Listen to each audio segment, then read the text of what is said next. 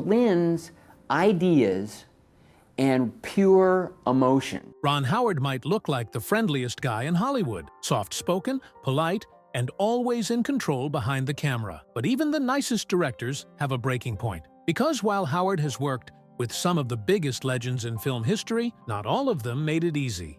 In fact, a few actors left him so rattled, frustrated, or downright uncomfortable that he's quietly admitted they were almost impossible to deal with. From Oscar-winning icons who challenged his authority, to grizzled veterans who refused to take him seriously, and even a TV legend who made childhood on set feel strangely cold, these aren't just creative disagreements. Some of these stories left scars, and the names on this list? Yeah, they're going to surprise you. Because when a Hollywood nice guy finally spills the truth about who made his life hell on set, you know it's worth hearing. Millions of fans remember her as the sweet pie-baking heart of the Andy Griffith Show, the soft-spoken Aunt Bee, who felt like everyone's favorite grandmother. But behind the scenes, Frances Bavier was something else entirely. Ron Howard, who played Opie, grew up on that set. And even as a kid, he sensed it. Bavier wasn't warm. She didn't joke with the cast. She didn't bond with the crew. She barely spoke to the children. Howard once said, diplomatically,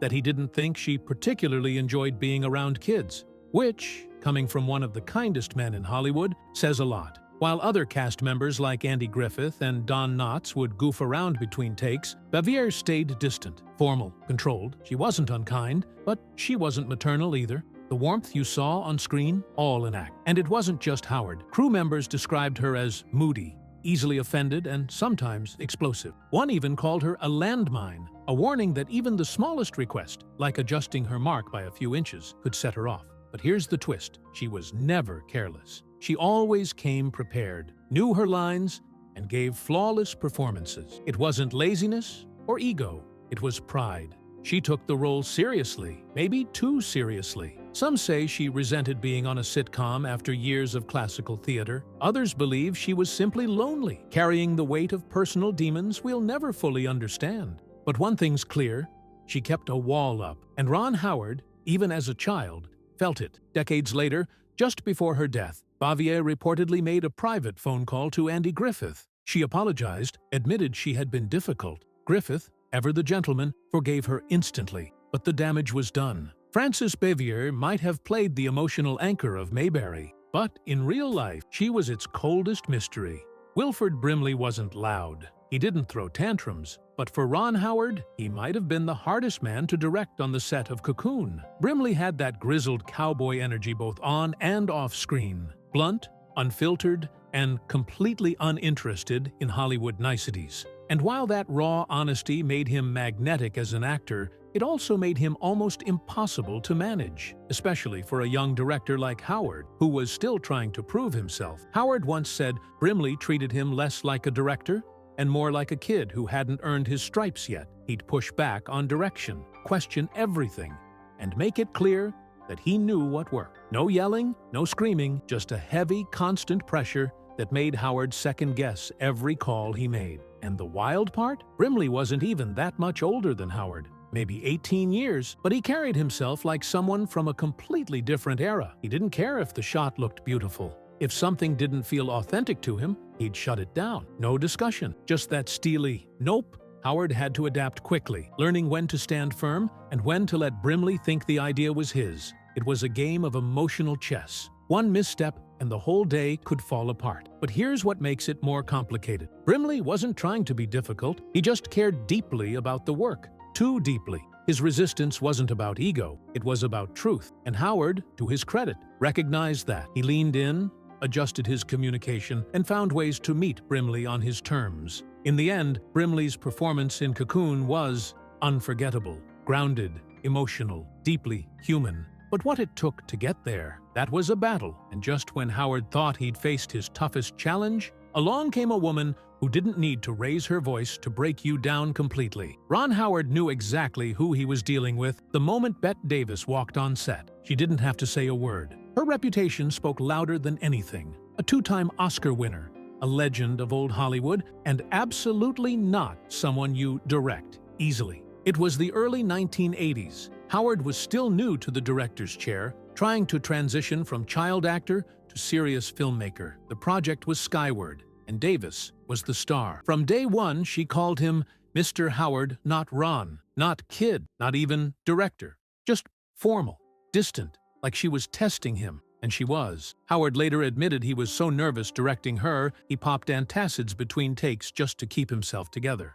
Davis didn't scream or insult, but she questioned everything, every line, every choice, every piece of blocking. It wasn't cruelty, it was scrutiny, relentless, cold, and exacting. She made it crystal clear. Respect wasn't given. It had to be earned. To her, Howard was just a nice young man who hadn't proven a thing. And until he did, she wasn't going to make it easy. But here's where it gets interesting. Davis wasn't trying to crush him. She was trying to shape him like steel. So Howard did what most young directors wouldn't. He fought through the fear. He showed up every day, overly prepared, studied every scene to death, and never cracked, even when she pushed. Slowly, something shifted. The Mr. Howard started to fade. Her tone softened, just slightly. And while she never showered him with praise, she began treating him like a real director. Not an actor-turned-hobbyist. Not some kid. Bette Davis never gave anyone anything for free. Not approval, not warmth, and certainly not respect. But by the time the film wrapped, Howard had earned something far more valuable. Her recognition. And if Bette Davis was the test of emotional endurance, the next name would test Howard's confidence on a whole different level. Because this one, he wasn't just a legend. He was a myth. Ron Howard was just 22 years old when he stepped onto the set of The Shootist. He was already famous. Opie, Richie Cunningham, but this was different. He wasn't just acting in a movie. He was sharing scenes with John Wayne, the most intimidating man in Hollywood. Wayne wasn't just a movie star. He was a monument, an icon of American masculinity, with a stare that could silence a room and a reputation for steamrolling directors who didn't measure up. Howard had heard all the stories. Wayne didn't tolerate weakness, didn't babysit younger actors, and didn't care about your feelings. So yeah, Ron was nervous, very nervous. He kept his head down, stayed professional, and waited for the hammer to drop. But what happened instead surprised everyone, especially Howard. Wayne didn't explode. He didn't ridicule him. In fact, he watched, quietly, like a man sizing up whether this kid deserved to be in the same frame. And over time, something changed. Howard showed up every day ready to work. No ego, no games, just commitment, and that mattered to Wayne. Slowly, the legend started to offer small nods, a bit of advice here and there, even the occasional compliment. Nothing flashy, but for someone like Wayne, even a grunt of approval was gold. There was one moment Howard would never forget. After nailing a particularly emotional scene, Wayne walked over and said just 4 words. "You did good, Ron." That was it. No fanfare. But coming from the Duke himself, that was everything. What started as Howard bracing for disaster became something almost sacred, a passing of the torch from an old-school legend to a new kind of filmmaker. One built on empathy, not intimidation. But not every difficult figure in Hollywood leaves behind respect. Some just leave a bad taste. And according to one TV titan, that includes a few major celebrities. Graham Norton has made a career out of getting celebrities to relax, laugh, and spill secrets. But even he has limits. And in a rare, brutally honest moment, he admitted there were 6 celebrity guests he absolutely couldn't stand. That's coming from someone who's hosted everyone, from A-listers to royalty, without ever flinching. So when Graham Norton calls someone unbearable, you know things went seriously wrong. While Ron Howard is known for his patience and diplomacy, Norton's confessions are a sharp reminder that not all showbiz personalities play nice off camera. Some guests threw tantrums the moment cameras stopped rolling. Others made interviews feel like hostage situations, answering in grunts or passive-aggressive silence. And yes, at least one allegedly tried to have their entire segment pulled from the broadcast because they didn't like how they looked. What makes this fascinating? Norton didn't name all 6 publicly. He dropped hints, gave descriptions, and left fans guessing, turning one man's personal do not invite list into a viral mystery. It's a strange kind of parallel. While Howard quietly endured difficult actors and earned their respect, Norton just moved on and locked the door behind them. Different styles. Same core truth. Fame doesn't equal grace. And being talented doesn't mean you're easy to work with. But one more name on this list wasn't just difficult. According to rumors, this actor's behavior nearly shut the whole production down. This next one? Ron Howard has never said the name outright, but if you read between the lines, there was someone who pushed things too far. During a lesser-known production early in Howard's directing career, rumors started to swirl. An actor, well-known but not yet an A-lister, had signed on with a reputation for being method, the kind of performer who stays in character even off-camera. But according to whispers from crew members, that dedication spiraled fast. On the second week of shooting, the actor allegedly stormed off set after clashing with Howard over a scene. Not just once, but multiple times. One crew member later described the vibe as walking on broken glass.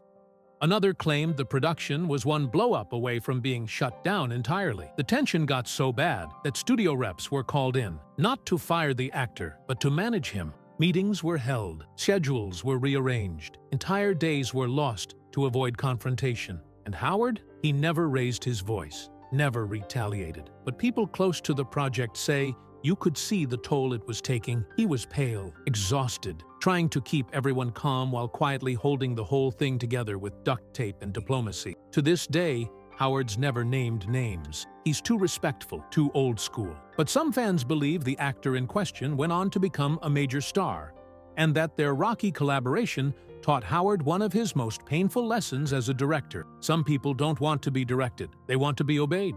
And when that happens, all the kindness and patience in the world won't save the shoot. But for all the battle, all the stress, and all the egos, what happened next might be the most surprising thing of all. After decades in the industry, working with icons, divas, method actors, and emotional landmines, you'd think Ron Howard would have become bitter, or at least jaded, but he didn't. Because while some actors challenged his authority, others tested his patience, and a few borderline broke him. Every difficult experience became fuel. Lessons in leadership, lessons in restraint, lessons in how to guide a team through chaos without ever becoming the chaos. He learned that some people lash out because they care too much, others because they care too little. And sometimes, the worst days on set produce the most powerful performances on screen. From Francis Bavier's frosty distance to Wilford Brimley's stubborn grit, from Bette Davis's icy scrutiny to John Wayne's mythic mentorship, each one left a mark, and each one shaped Howard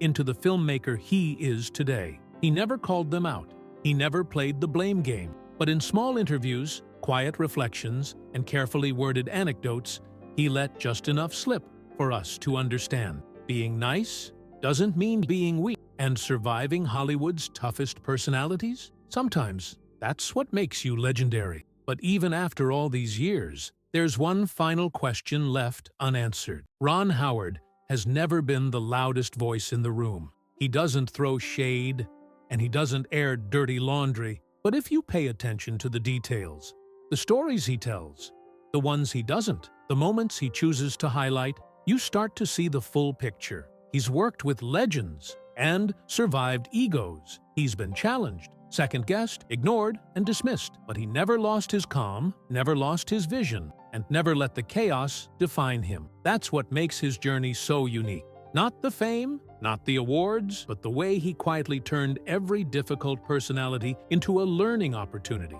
and somehow earned even the hardest people's respect without ever raising his voice. Because maybe that's the real secret to longevity in Hollywood. Not dominating the room, but knowing how to hold it together when everything inside it is falling apart. So now we're curious. Which of these actors surprised you the most? And what do you think it takes to earn respect in a place as ruthless as Hollywood? Drop your thoughts in the comments.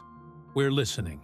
If you found this story as fascinating as we did, don't forget to hit like, share it with someone who loves behind-the-scenes drama.